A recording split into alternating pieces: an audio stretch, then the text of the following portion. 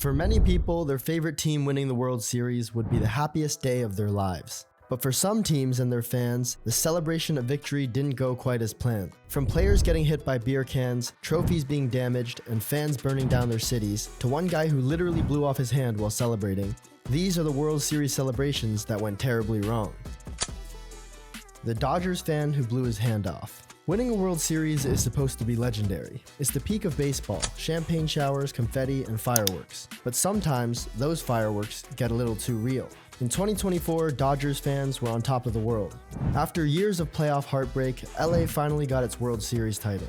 1-1 after a 178-game campaign, one that no one could dispute. The result? The city went wild. Fireworks lit up the sky, car alarms were blaring, stores were getting looted, and a Metro bus was even set on fire. So pure pandemonium. But one fan made a critical mistake. 25-year-old Kevin King tried lighting a massive firework in the middle of the streets right under the iconic US Bank building in downtown LA.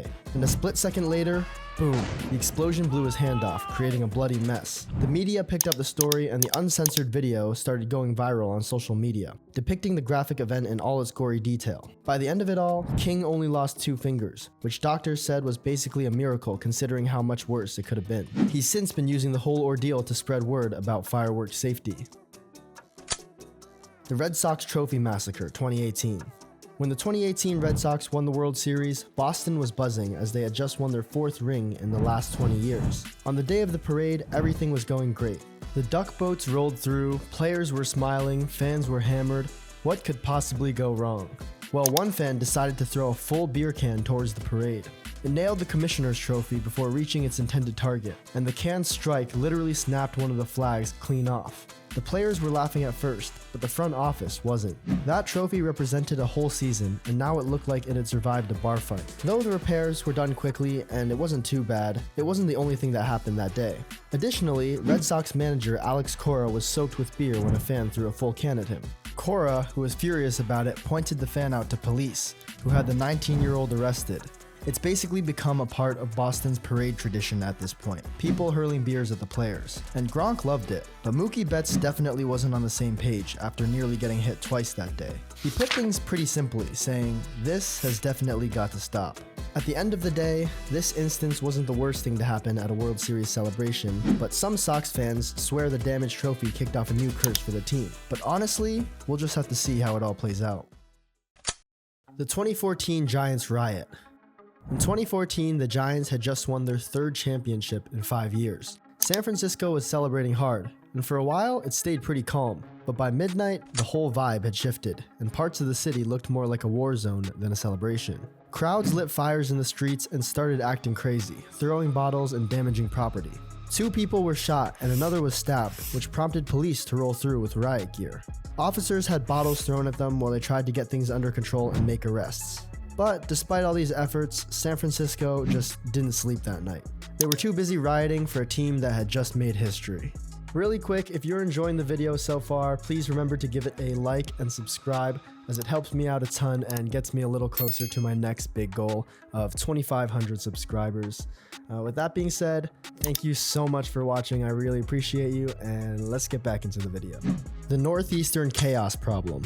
If there's one thing you can count on from sports fans in the Northeast, it's that they're passionate about their teams. New York and Philly especially don't hold back, whether that means giving their own players an earful when things go south, or back in the day, celebrating wins in ways that got a little out of hand. After the Yankees won the 1977 World Series, fans didn't just celebrate, they rushed the field the moment the final out against the Dodgers was reported. Thousands of people poured onto the grass, some ripped out seats, others tore up the infield, stole bases, and even climbed the foul poles. Police had to bring in horses just to clear everyone out. There's even footage of Reggie Jackson literally fighting his way through the crowd, pushing down fans just to make it back to the clubhouse. This being said, rushing the field after a World Series win used to be pretty normal, but the chaos in New York in '77 pushed the Phillies to put an end to it all. Heading into Game 6 of the 1980 World Series 3 years later, With the Phillies on the verge of their first title, the team and the city decided they weren't letting anyone storm Veterans Stadium.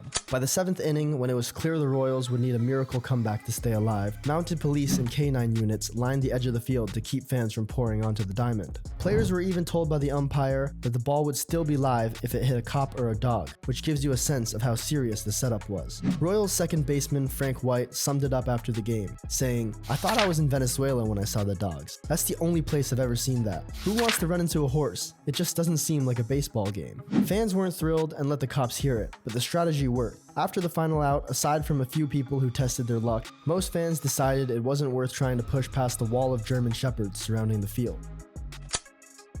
The World Series parachutist. Unlike the others, this celebration happens during the game rather than after. Game 6 of the 1986 World Series at Shea Stadium was already tense enough, with the Mets facing elimination.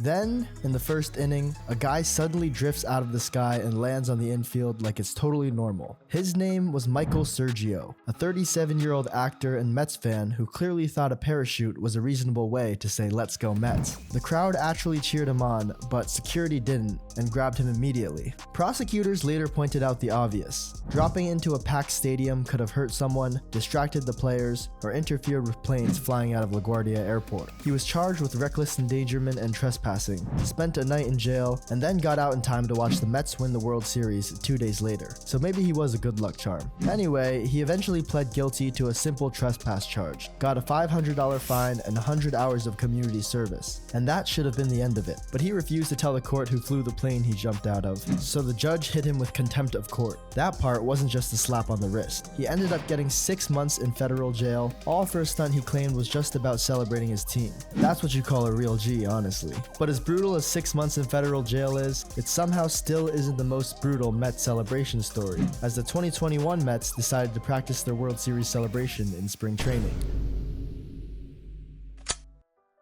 The 2004 ALCS tragedy. This one isn't like the rest, since it wasn't from a World Series celebration, but it's easily the most tragic one, and I felt like it had to be on here.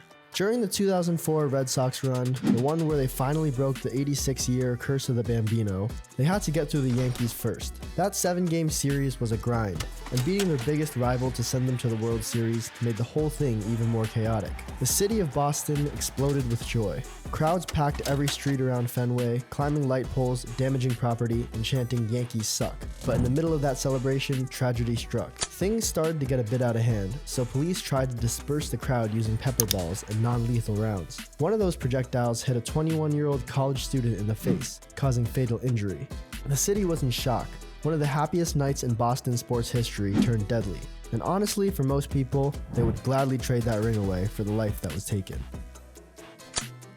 The Cubs' biggest party on earth. When the Cubs broke the most famous curse in baseball in 2016, winning after 108 years without a title, their parade wasn't just big, it was historic. Over 5 million people flooded Chicago, which makes it the 7th largest gathering in human history, with more people than some countries. It was beautiful and completely overwhelming. Trains were packed shoulder to shoulder, people passed out in the streets, and kids got lost for hours. The entire city basically shut down for a day. But this one wasn't really a disaster at all, more just a once-in-a-lifetime event. And honestly, ending things on a good note, that's the best kind of problem a baseball city can have.